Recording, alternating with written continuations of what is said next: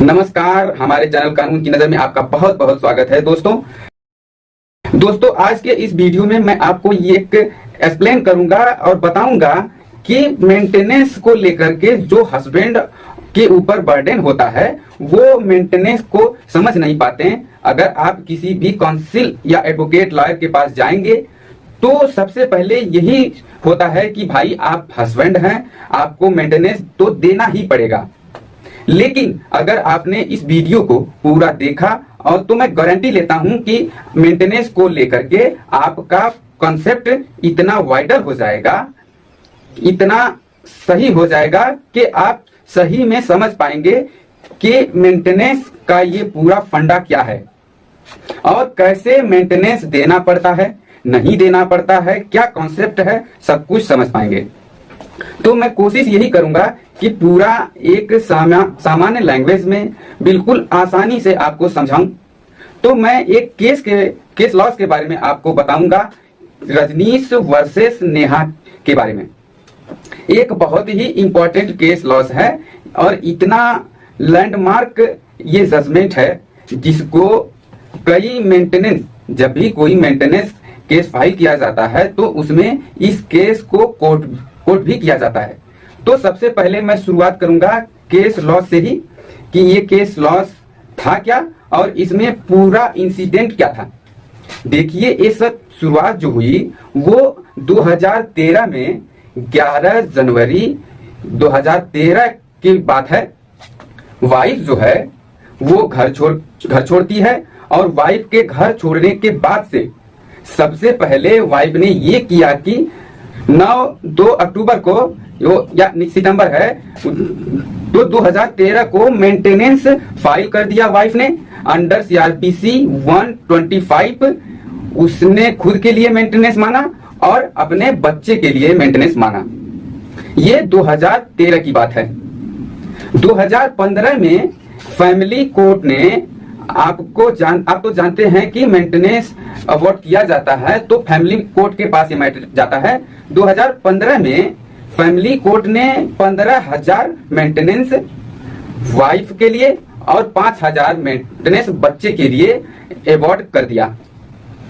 तो और ये भी जो अवार्ड किया गया, ये किया गया कि जब से लिटिगेशन स्टार्ट हुआ है इनकी, यानी कि 1/9/2013 से 31/8/2015 के बीच में जितने पैसे बनते हैं वो सब कलेक्ट करके देना पड़ेगा। अब आपको सिर्फ ये मैटर जो जाता है हाई कोर्ट में जाता है और हाई कोर्ट में हस्बैंड लेकर के जाते हैं और हस्बैंड ने अरेंज किया मैटर हाई कोर्ट में जाता है, बॉम्बे हाई कोर्ट में केस करता है और फैमिली कोर्ट के लॉ को चैलेंज किया जाता है।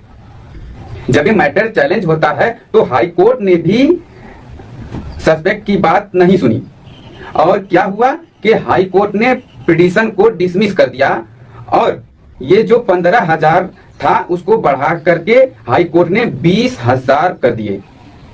ये कि आपको 20,000 पे करना है, 2 लाख एरियर्स जो बचे हुए हैं वो भी देना है, 3 लाख का फाइन भी देना है।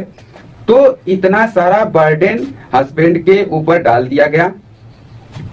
फिर 14/10/2019 को 3 साल के बाद कुछ अमाउंट जो है हस्बैंड के द्वारा पे किया गया और थोड़ा बहुत अमाउंट बचा हुआ था और मतलब पूरा टोटल पेमेंट नहीं हुआ था। इसके बाद से जो है हस्बैंड को डायरेक्ट किया गया, चूंकि अमाउंट ड्यू था तो हाई कोर्ट के द्वारा ये डायरेक्ट किया गया कि भाई आप 45 दिन के अंदर 1,45,000 आप पे करिए, नहीं तो जेल जाने के लिए तैयार हो जाइए। ऐसा हाई कोर्ट ने बोला हस्बैंड को। ये 2019 की बात है। फिर 2020 में जो है order pass to pay 50% of 5 lakh within 4 week. फिर ये मैटर हाई कोर्ट ने किया, चूंकि जब भी हस्बैंड पैसे नहीं दे पा रहे थे तो ये मैटर हाई कोर्ट में जा रहा था और हाई कोर्ट अपना डायरेक्शन दे रही थी कि आप पैसे या तो पे कर दो या तो जेल जाओ। अब इसमें हाई कोर्ट ने क्या किया कि जब 2020 में ये मैटर आया तो हाई कोर्ट ने बोला कि 50% जो 5 लाख आपका एरिया है उसमें से 50% 4 हफ्ते में पे करो, नहीं तो जेल जाओ। अब ये जो पति थे ये तो बहुत परेशान हो गए, मीडिएशन फेल हो गया, 2020 में मीडिएशन भी हुआ, ये भी फेल हो गया। इतना सब कुछ होने के बाद से फिर हस्बैंड ने कहा कि यार करे तो क्या करे, कोई ऑप्शन नहीं था।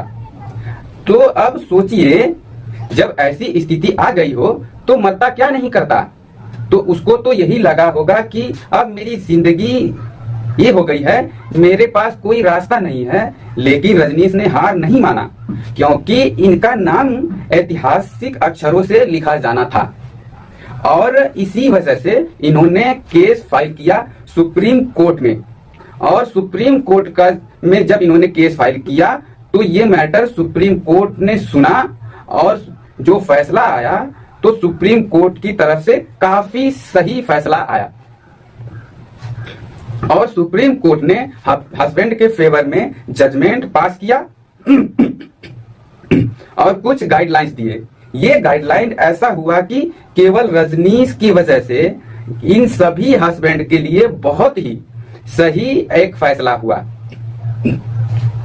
अगर मैं ये भी कहूंगा कि कई बार इसको भी मिसयूज किया जाता है, सुप्रीम कोर्ट के इस ऑर्डर को भी मिसयूज किया जाता है, लेकिन बैलेंस तो जरूर हो गया हस्बैंड और वाइफ में। जब वाइफ का पलड़ा बहुत भारी होता था, अब थोड़ा बैलेंस हो गया। तो अब आइए ये देखते हैं कि सुप्रीम कोर्ट ने ऑर्डर क्या किया था।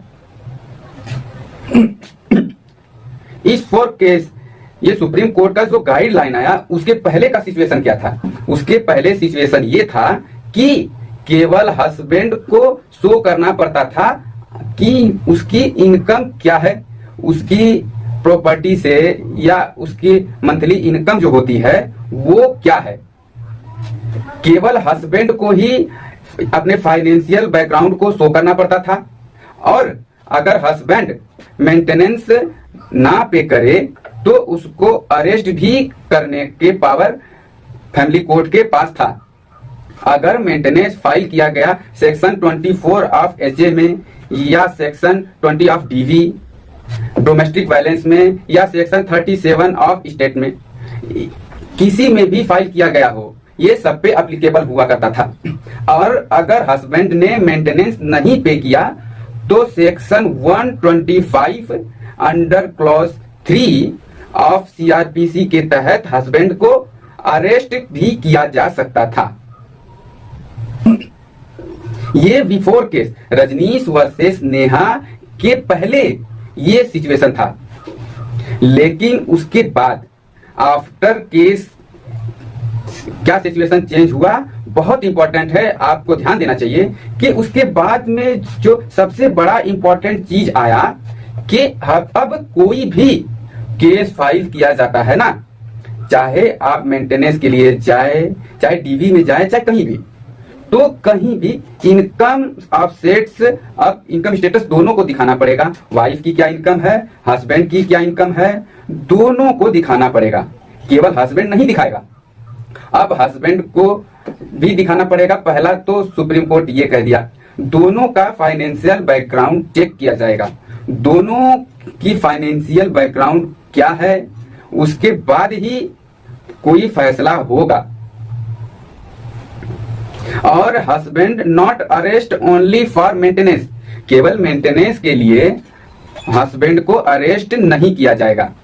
अगर वो मेंटेनेंस नहीं पे कर रहा है, दूसरे रीजंस हो सकते हैं इस अरेस्ट करने के, लेकिन खाली मेंटेनेंस साइन पे नहीं जाएगा, नहीं अरेस्ट किया जाएगा, तो उस केस में उसे अरेस्ट नहीं किया जाएगा। तो ये गाइडलाइंस आए सुप्रीम कोर्ट के द्वारा और ये गाइडलाइंस जो है सेक्शन 24 ऑफ एचए में, सेक्शन 20 ऑफ डीवी एक्ट और सेक्शन 37 इस केस में, इन तीनों में ये गाइडलाइंस आया है।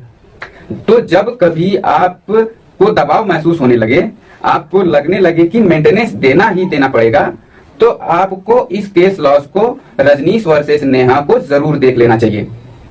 अब इस पूरे केस लॉस को सुनने के बाद से आपके मन में कुछ प्रश्न भी आ रहे होंगे तो उसका भी आपको कुछ आंसर करता हूं कि आपके मन में जो सवाल हैं कि मोटे तौर से 3 ऐसे एक्सक्यूज होंगे जिसको मैं समझाता हूं। सबसे पहला कि यानी husband claim maintenance some is wife. एक चीज और ये 2 चीज है, इसको 2 एस्पेक्ट में लेते हैं। पहला कि दोस्तों ये होता है कि हस्बैंड को वाइफ से मेंटेनेंस मांगने के लिए रोका नहीं गया है, कानून में नहीं रोका गया है कि आप मांग ही नहीं सकते। लेकिन होता क्या है कि हस्बैंड से उल्टा कई सवाल भी होता है कि अगर आप पढ़े लिखे हो, सक्षम हो, तो आप अपने वाइफ को मेंटेन क्यों नहीं करते? आपकी जॉब क्यों नहीं है? आप जॉबलेस क्यों हो?